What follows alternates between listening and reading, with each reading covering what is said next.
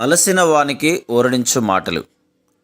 సహోదరుడు భక్తి సింగ్ గారి పరిచయం నుండి సేకరించిన అనుదిన ధ్యానములు. జనవరి 25. నశించిపోవు సువర్ణము అగ్ని పరీక్ష వలన శుద్ధపరచబడుచున్నది గదా.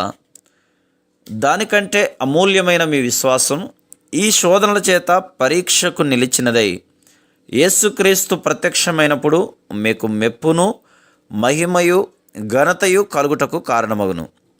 1 పేతురు 1:7.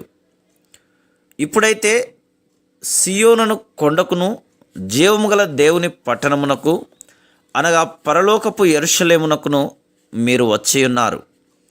హెబ్రీ 12:22. హెబ్రీ 11:10లో మనం చూస్తున్నట్లు పునాదులు గల ఆ పరలోక పట్టణములో మన భాగమును మనం తీసుకొనవలనని ప్రభు కోరుచున్నాడు. ఆ పరలోక పట్టణమునకు మనలను సిద్ధపరచు నిమిత్తం మనం ప్రభు ద్వారా శిక్షించబడి గద్దించబడవలసి ఉన్నది.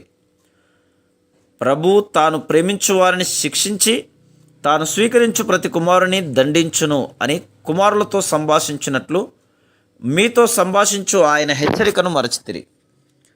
శిక్షాఫలము పొందుటకై మీరు సహించుచున్నారు. దేవుడు కుమారులనుగా మిమ్మల్ని చూస్తున్నాడు. తండ్రి శిక్షింపని కుమారుడెవడు?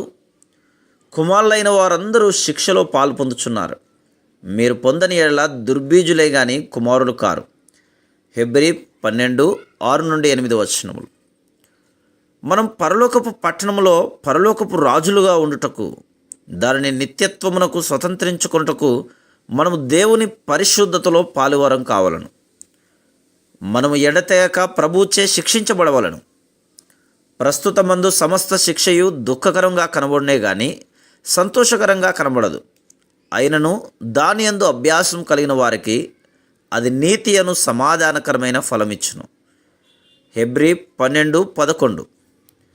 దేవుని ఉద్దేశం ఎంత గొప్పదనగా ఆయనతో ఏలుటకు ఆయన మనలను పరలోక పట్టణంలో పౌరులుగాను రాజులుగాను చేయవలనని కోరుచున్నాడు.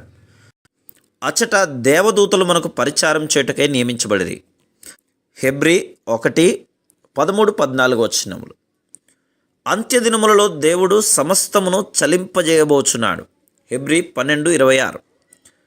మన స్వంత ప్రయత్నము, జ్ఞానము లేక బలము ద్వారా చేయబడినదంతయు తీసివేయబడును. కేవలం ఆయన శక్తితో ఆయన మహిమ ఘనత కొరకు చేయబడినది మాత్రమే నిలుచును. మనలను మనము ఎడతెగక పరీక్షించుకొనవలను. మరియు మన స్వంత జ్ఞానము బలముతో ఏదియూ చేయకూడదు కానీ పరిశుద్ధాత్మ ద్వారా సమస్తమును దేవుని మహిమ కొరకు చేయవలను. అందువలన మనం నిశ్చలమైన రాజ్యమును పొంది దైవ కృప కలిగిందుము. ఆ కృప కలిగి వినయ భయభక్తులతో దేవునికి ప్రీతికరమైన సేవ చేయుదుము. 28. చలించబడని ఆ రాజ్యములో మనం ఉండబోచున్నాం. Praise the lord.